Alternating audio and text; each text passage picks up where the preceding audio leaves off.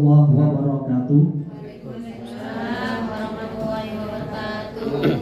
Yang terhormat Ketua KKGPAI Kecamatan Kendit, yang kami hormati Bapak Pengawas Pendidikan Agama Islam Kabupaten Situbondo, yang terhormat Kepala SDN 2 Bukuman beserta Bapak Ibu GPAI se-Kecamatan Kendit. Puji syukur alhamdulillah pada kesempatan pagi hari ini saya mendapatkan waktu untuk menyampaikan aksi nyata di modul 1.4 tentang budaya positif. Sekolah adalah tempat belajar anak. Bagaimana kita menyediakan sekolah itu menjadi sekolah yang ramah anak, sekolah yang aman untuk anak, sekolah yang menyenangkan untuk anak. Oleh karena itu, budaya positif di sekolah perlu kiranya digerakkan, tentunya berkolaborasi dengan kepala sekolah, rekan sejawat, siswa-siswa kita, dan juga orang tua siswa. Bagaimana kita membudayakan budaya positif di sekolah? Apa itu budaya positif dan apa saja tantangan-tantangan yang akan dihadapi? Mari kita kupas tuntas pada pagi hari ini bersama-sama.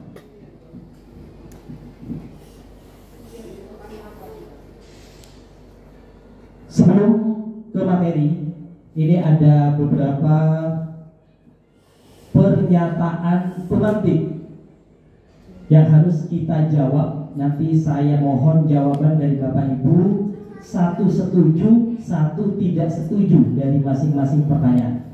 Yang pertama, setiap siswa kita pasti atau ada yang melakukan kesalahan, baik itu di kelas, di luar kelas, maupun dimanapun ia belajar. Pernyataan pertama, apakah Anda setuju dengan pernyataan ini? Hukuman dapat mendisiplinkan anak. Siapa yang setuju dengan pernyataan ini? Setuju. Ada yang tidak setuju? Saya minta satu yang setuju, satu tidak setuju. Yang setuju? Ya, alasannya mengapa, Pak? Ada alasannya. Terima kasih. Nah, karena setiap pertindakan itu harus ada konsekuensinya, Pak. Setiap perbuatan mesti ada akibat sebabnya. Seperti halnya yang sekarang Sambo itu, Pak.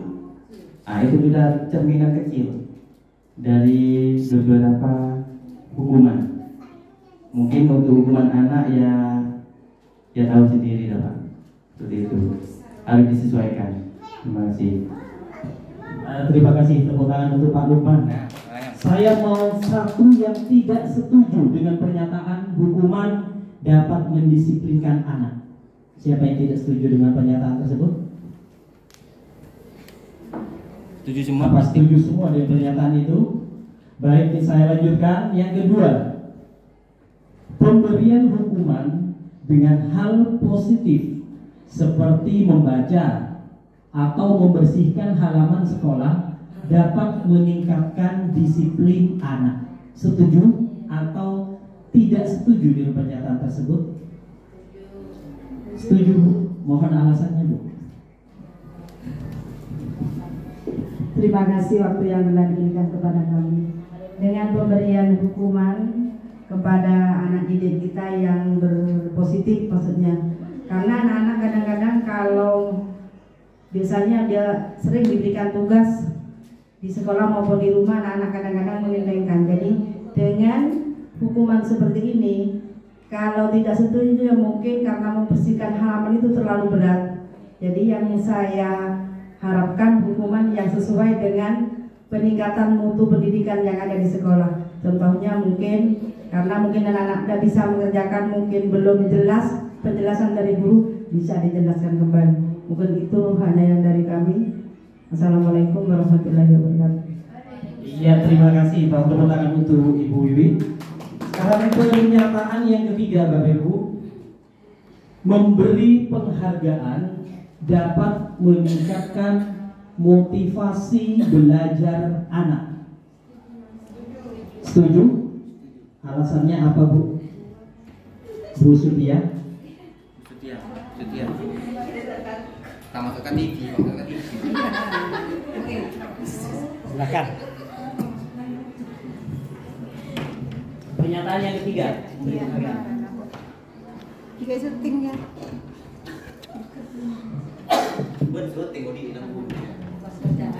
Assalamualaikum warahmatullahi wabarakatuh. Waalaikumsalam. Dengan memberikan penghargaan kepada anak itu membuat anak itu lebih giat belajar dan menambah motivasi bagi anak. Berarti penghargaan itu perlu adanya begitu. Iya, bisa dikatakan perlu Pak untuk menyemangatkan anak agar terus giat belajarnya. Oke, terima kasih untuk Bu Sutia. Baik, dari 3 pernyataan yang sudah kita baca, ada yang setuju, bahkan belum ada yang tidak setuju. Silakan next.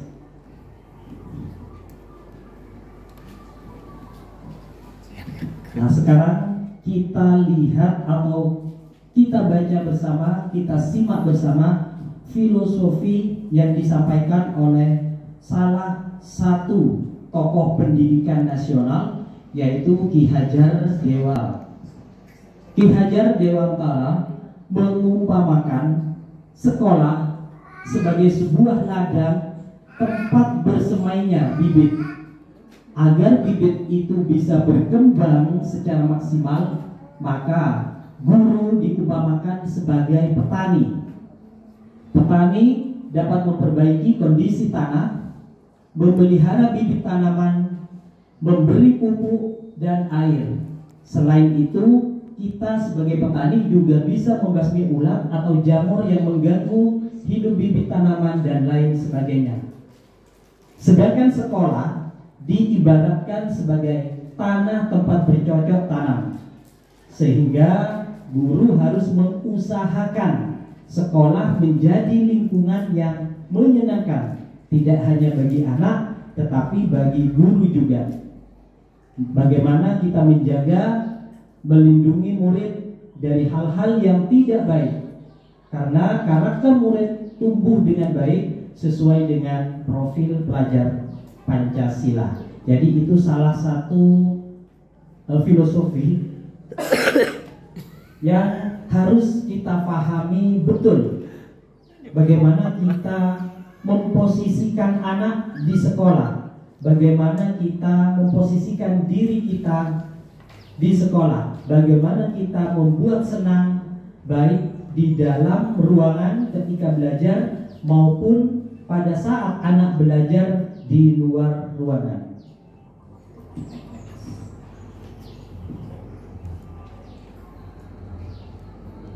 Nah, sekarang ini kita mulai apa itu disiplin budaya positif yang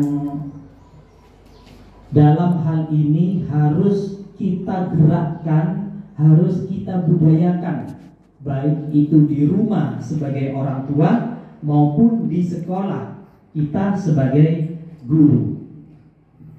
Disiplin positif adalah sebuah praktik pendidikan yang dirasakan memberi efek positif bagi anak-anak. Dengan menerapkan disiplin positif di sekolah, di rumah maupun tempat lain, diharapkan anak-anak kita nantinya mampu mengembangkan perilaku positif yang sudah ditanamkan di sekolah. Yang kedua, anak diharapkan mampu mengembangkan bagaimana ia mengelola dirinya dan tahan terhadap godaan atau kesulitan-kesulitan yang ia hadapi.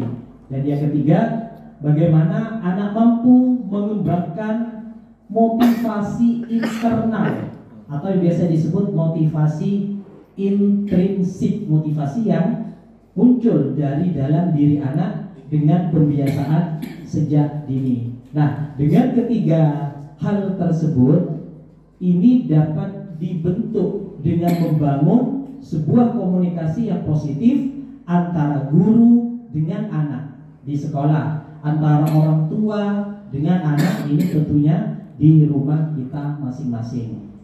Nah, komunikasi yang positif ditandai dengan saling memanusiakan hubungan sebagai salah satu fondasinya. Saya pernah membaca buku bagaimana kita sebagai guru bisa memanusiakan manusia layaknya manusia sebagai kodratnya. Apakah kita sebagai guru sudah memanusiakan murid kita di sekolah atau bahkan sebaliknya?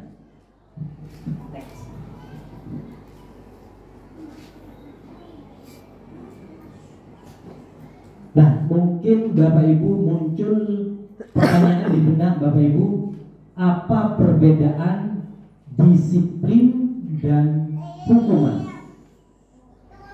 Mendisiplinkan anak atau memberi hukuman kepada anak, inilah perbedaannya.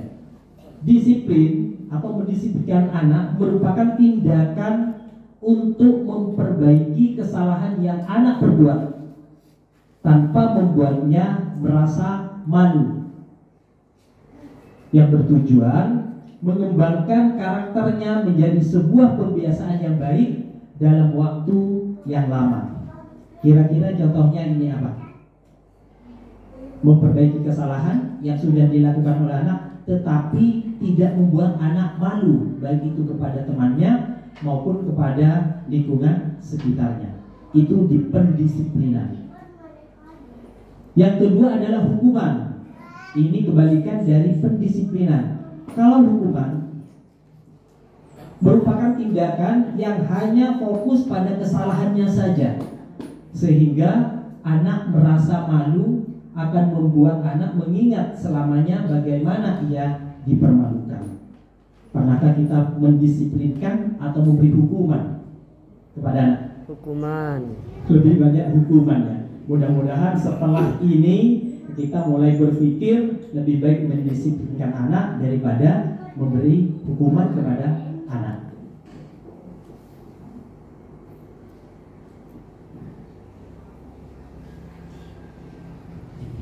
Ada juga yang namanya restitusi.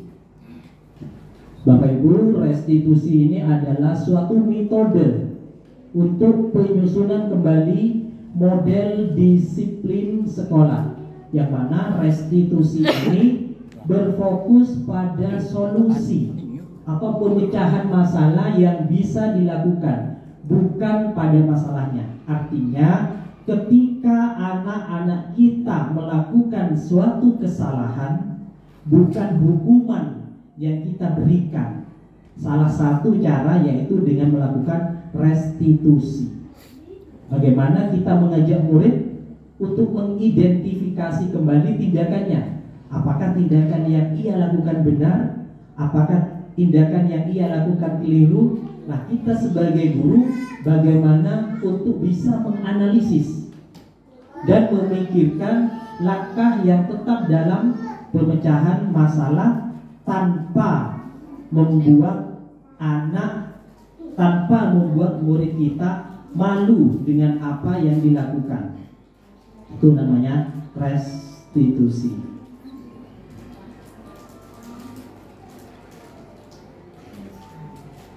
Nah, ini ada 6 landasan restitusi. Yang pertama, kesalahan adalah hal yang normal. Semua dari kita, baik guru maupun anak didik kita, pasti melakukan yang namanya kesalahan. Setiap manusia pasti tahu jika apa yang diperbuatnya itu salah, dan semakin disalahkan, semakin dikritik, akan menjadi tidak percaya diri dan berfokus pada kesalahan. Betul apa tidak? Betul ya. Jadi proses restitusi akan menguatkan individu Karena diri sendirilah yang menyelesaikan, harus bisa memperbaiki kesalahan.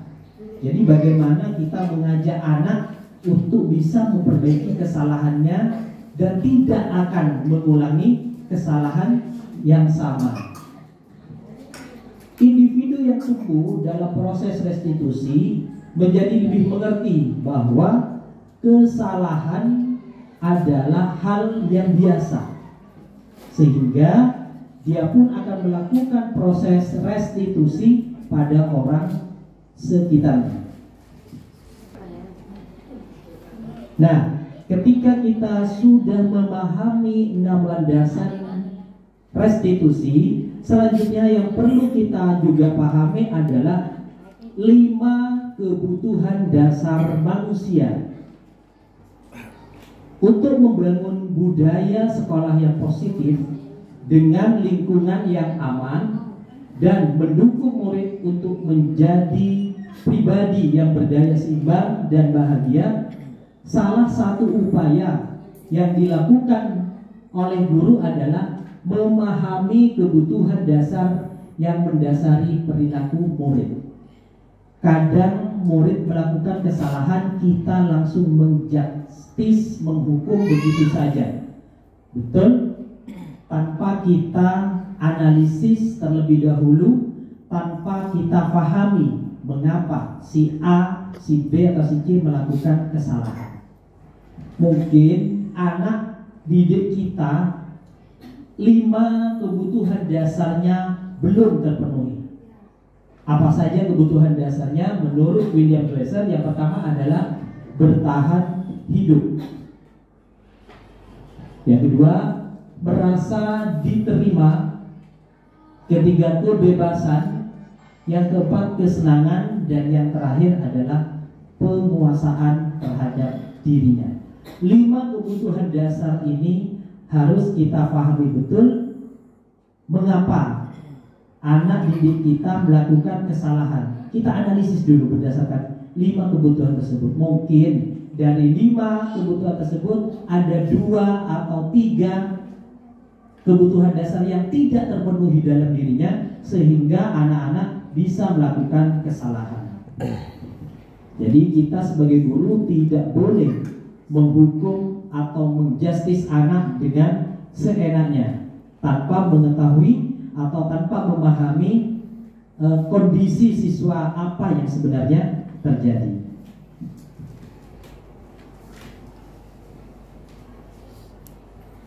Nah, ini 5 posisi kontrol dalam restitusi. Kita ada di posisi mana nanti? Apakah sebagai posisi penghukum kepada siswa? Apakah sebagai posisi pembuat merasa bersalah ketika siswa melakukan kesalahan? Atau sebagai posisi sebagai teman? Bisa saja kita juga menjadi posisi pemantau atau motivator, bahkan menjadi posisi sebagai manajer. Nanti kita akan lihat perbedaannya dalam video berikut ini.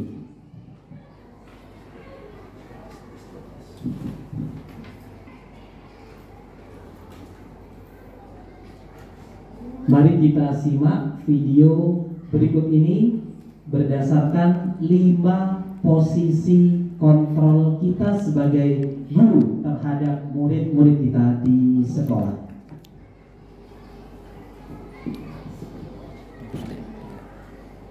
Bagaimana kita memposisikan diri kita dalam 5 posisi kontrol? Silakan diterima.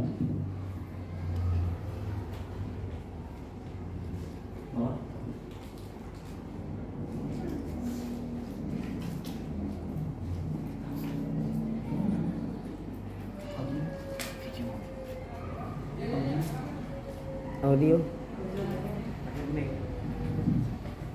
Tak ada suaranya, diam.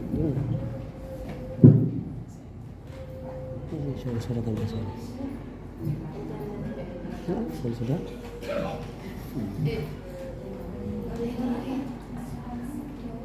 Ini dalam posisi penghukum ya.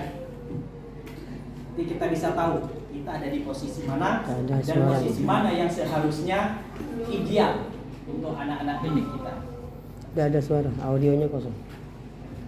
Udah ada videonya.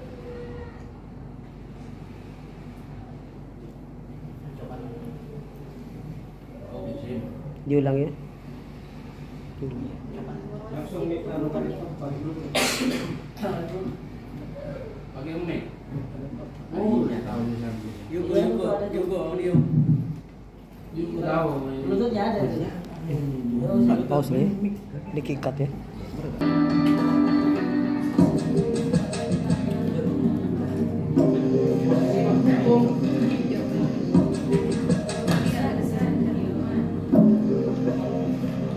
Naren, sini kamu. Selamat pagi Bu. Selalu terlambat. Kamu deh, pasti terlambat. Maaf Bu, saya Apa? Apa coba? Alasan kamu apa lagi? Kapan sih kamu tidak terlambat? Malas sekali anak. saya Dasar pemalas. Gak kapok-kapok sih kamu. Sudah berapa kali terlambat? Sana, kamu keliling lapangan basket 2 kali. Kenapa saya harus ke lapangan basket Bu? Kenapa? Kamu melawan ibu. Berani-beraninya jawab. Sudah terlambat, masih berani jawab pula. Sekarang, keliling lapangan basket 5 kali sekalian. Biar kapok. Cepat. Pergi sana ke lapangan basket. Nah, ini yang kedua, Bapak Ibu, posisi membuat merasa bersalah.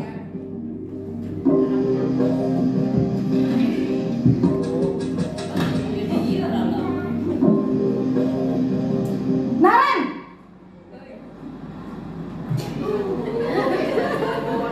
Selamat pagi Bu. Naren.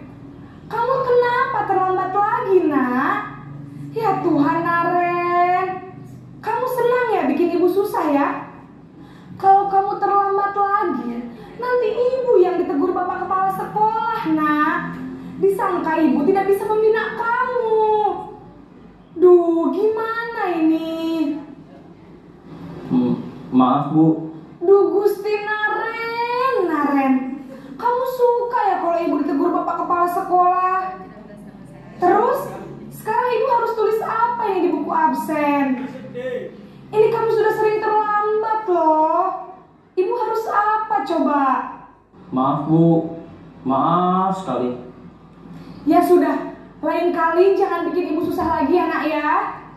Ibu tidak akan kuat lagi kalau kamu begini terus. Bisa jantungan kalau ibu ditegur bapak kepala sekolah. Sana cepat ke kelas. Maaf ya Bu. Maaf sekali. Nah, ini adalah yang ketiga, posisi kontrol sebagai teman.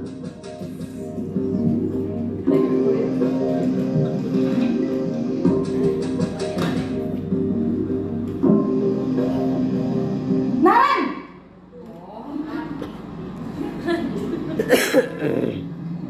Selamat pagi Bu. Wah, sudah jam berapa ini nak? Terlambat lagi ya sayang. Iya Bu. Habis ibu saya lupa bangunkan saya Bu. Kamu malah menyalahkan ibu kamu. Kamu bukannya anak yang larinya paling kencang. Kok terlambat sih? Iya Bu. Saya memang terlambat bangun tadi. Jadi biarpun saya lari kencang, tetap gak kekejar Bu. Ya sudah sana. Nanti lain kali larinya lebih kencang lagi ya. Biar gak terlambat lagi. Bikin seneng ibu. Demi ibu. Bisa kan? Bisa lah Bu. Ya sudah sana masuk kelas. Ibu beresin urusan absen kamu. Kamu ini ada-ada saja. Nah, ini yang keempat, posisi sebagai pemantau atau memonitor siswa.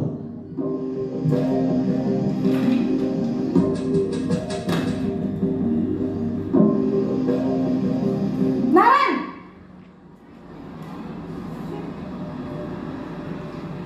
Selamat pagi Bu. Naren, apa peraturan sekolah kita tentang jam berapa kita harus masuk sekolah, nak? Kita harus di sekolah jam 7, Bu. Iya, betul. Sekarang sudah jam 7.20. Naren sudah tahu konsekuensinya jika terlambat hadir. Paham, Bu. Saya harus tinggal kelas pas jam istirahat selama 20 menit.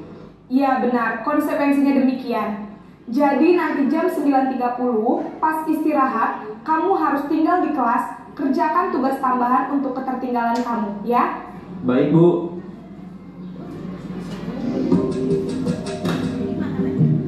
Ini adalah posisi yang terakhir, posisi sebagai manajer. Selamat pagi, Bu. Selamat pagi, Naren. Maaf, Bu. Saya terlambat. Iya, sekolah masuknya jam 7, sekarang sudah jam 7.20. Jadi sekarang bagaimana ini, Naren? Maaf, Bu. Saya lupa setel alarm saya semalam. Baiklah, menurut kamu, keyakinan sekolah yang mana yang perlu kamu tingkatkan? Menghargai diri sendiri dan orang lain mungkin, ya, Bu. Setuju. Jadi, apakah Naren meyakini prinsip saling menghormati tersebut? Iya, Bu. Saya meyakininya. Apakah Naren bersedia memperbaiki masalah keterlambatan ini? Bersedia, Bu. Bagaimana kamu akan perbaiki masalah keterlambatan ini? Saya akan coba untuk tidak lupa menyetel alarm saya, Bu. Baik, kalau Naren lupa menyetel alarm di rumah, ada orang yang kira-kira bisa bantu mengingatkan tidak? Ada, Bu. Kakak saya, Kak Emma. Ada lagi selain Kak Emma? Selain Kak Emma, ada ibu saya. Baik, jadi yang mengingatkan Naren adalah Kak Emma dan ibu kamu, ya? Kira-kira akan mulai setel alarm kapan nih, Naren? Setelah pulang sekolah, akan segera saya lakukan. Baik, jadi Naren akan setel alarm untuk bangun besok pagi dan akan diingatkan oleh kakak dan ibunda Naren, ya? Ada lagi yang mungkin perlu dilakukan, Naren? Agar tidak terlambat bangun lagi. Tidak ada, Bu. Baik, Naren. Terima kasih untuk kerjasama kamu. Sekarang kamu perlu kembali ke kelas untuk belajar. Baik, Bu. Terima kasih. Nah, itulah. Nah, ketika ada kesalahan yang diperbuat oleh anak, maka langkah yang harus kita lakukan adalah menerapkan restitusi segitiga. Dalam video di manajer tadi sudah kita lihat penerapan restitusi segitiga, mana restitusi segitiga adalah suatu proses dialog yang dijalankan guru atau orang tua yang dapat menghasilkan murid mandiri dan bertanggung jawab. Langkah pertama adalah menstabilkan identitas. Dalam video tadi, menstabilkan itu kira-kira apa? Naren, ini sekolah kita masuk jam berapa, nak? Jadi identitasnya dijelaskan lebih. Yang kedua adalah memvalidasi tindakan yang salah. Jam berapa sekolah kita masuk? Jam 7. Naren datangnya jam 7.30. Iya, Bapak Ibu guru yang tadi memfasilitasi bahwa tindakan yang dilakukan Naren adalah sesuatu yang salah. Dan yang ketiga, menanyakan keyakinan. Yang dimaksud keyakinan di sini, keyakinan sekolah atau keyakinan kelas. Tadi juga ada semacam ungkapan keyakinan kelas mana yang tidak kamu patuhi, yaitu menghargai orang lain dan menghargai diri sendiri. Jadi seperti itu tahapan-tahapan dalam penerapan restitusi segitiga.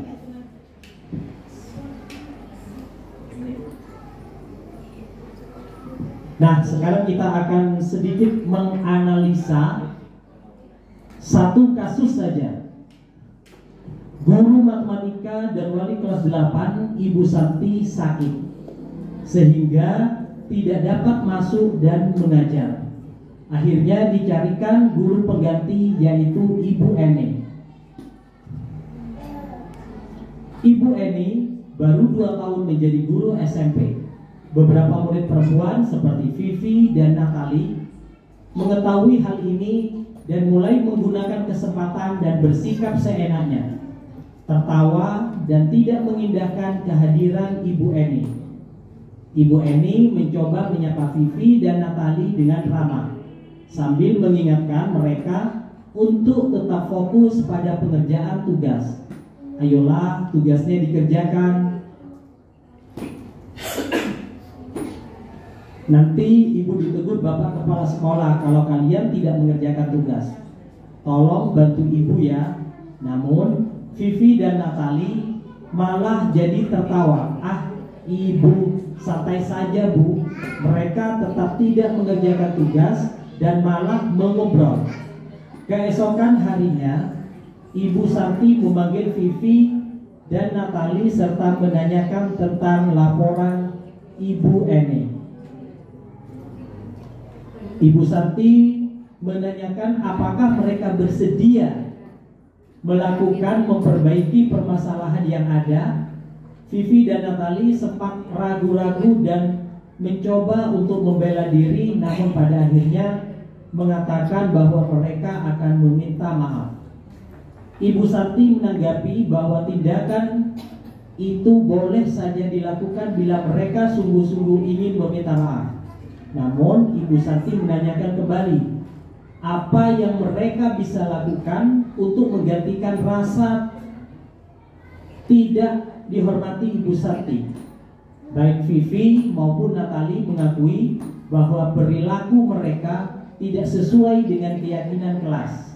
Ibu Santi melanjutkan kembali apa yang akan mereka lakukan untuk memperbaiki masalah. Apakah ada gagasan? Setelah berpikir sejenak, Natali dan Vivi mengusulkan bagaimana kalau mereka mengadakan sebuah diskusi kelompok dengan teman-teman sekelasnya. Tema yang mereka pilih adalah penerapan keyakinan kelas, terutama tentang sikap saling menghormati dan bagaimana penerapannya di kehidupan sehari-hari di sekolah. Usulan kedua adalah mengirim email kepada Ibu Eni tentang gagasan mereka tersebut. Mereka pun memberitahu Ibu Eni bahwa mereka telah memberitahu kepala sekolah Pak Hasan bila lain waktu ada ketiadaan guru maka mereka akan mengusulkan Ibu Eni sebagai guru pengganti. Nah, dari kasus satu yang sudah kita baca, langkah-langkah restitusi apa yang sudah dijalankan oleh Ibu Santi? Menurut Bapak Ibu, apakah restitusi yang diusulkan Vivi dan Natali sudah sesuai dengan pelanggaran yang telah dibuat? Nah, sekarang kita mulai dari pertama ya. Dari kasus tersebut, restitusi apa yang sudah dijalankan oleh Ibu Santi tadi? Ibu Santi yang sebagai ibu guru matematika, yang pertama tentunya Ibu Santi sudah memvalidasi kesalahan. Terus yang kedua, mengidentifikasi kesalahan, dan yang ketiga, menanyakan keyakinan kelas yang mereka langgar. Jadi Ibu Santi sudah melakukan penerapan segitiga restitusi. Kemudian untuk restitusi yang diusulkan Natali, langkah-langkahnya apa tadi yang mereka usulkan? Yang pertama, meminta maaf kepada Ibu Eni atas kesalahan yang telah mereka buat. Yang kedua, mereka akan mengadakan kerja kelompok dengan gagasan utama yaitu tentang keyakinan kelas dan penerapannya dalam kehidupan sehari-hari di sekolah. Terus yang ketiga, dalam kasus di atas, posisi apakah yang telah diambil oleh Ibu Eni dalam menangani Vivi dan Natali? Di dalam 5 posisi kontrol, Bu Eni bertindak sebagai apa tadi? Kan ada ungkapan, ayolah bantu guru, ayolah kerjakan. Kira-kira posisi kontrol yang mana yang dilakukan oleh Bu Eni? Manajer. Sebagai manajer, yang lain? Sebagai teman. atau sebagai penghukum mungkin? Tidak ya, jadi sebagai posisi sebagai teman. Mengapa posisi yang diambil sebagai teman? Karena Bu Eni hanya guru pengganti yang tidak tahu keadaan siswanya di kelas tersebut. Oleh sebab itu Bu Eni memposisikan dirinya sebagai posisi teman. Terakhir, jika kita atau Anda adalah Pak Hasan, bagaimana Anda menyikapi langkah yang ditempuh oleh Bu Santi? Kira-kira langkah yang dilakukan Bu Santi sudah baik, benar atau belum Bapak Ibu? Sudah, benarkah? Alasannya? Bu Santi tidak langsung menjustis atau menghukum Vivi dan Natali. Malah Bu Santi lebih memposisikan dirinya sebagai manajer, sehingga Natali dan Vivi bersedia untuk memperbaiki kesalahan, bersedia untuk bersikap mandiri, dan bersedia untuk meyakini keyakinan kelas yang sudah ia langgar.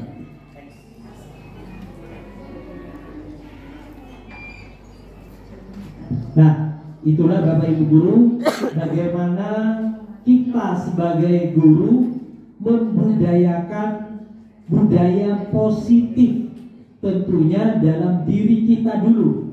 Kita berdayakan unsur esensi dari kita budayakan tentunya di sekolah. Kita juga harus melibatkan kepala sekolah, rekan sejawat, siswa-siswa kita, Bapak Ibu wali murid. Ayo mulai budaya positif di sekolah kita. Kalau bukan kita, siapa yang akan menggerakkan budaya positif di sekolah? Mungkin sebelum saya tutup ada pertanyaan yang perlu diklarifikasi tentang budaya positif. Kira-kira sudah ada gambaran ya? Kira-kira nanti akan saya lakukan apa ketika anak didik saya melakukan kesalahan? Apa yang harus atau di posisi mana saya harus berada?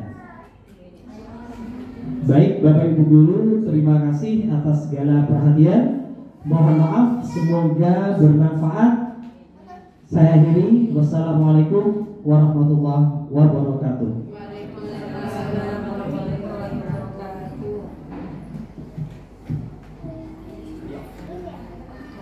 Off. Kenapa? Hah? Nanti dulu.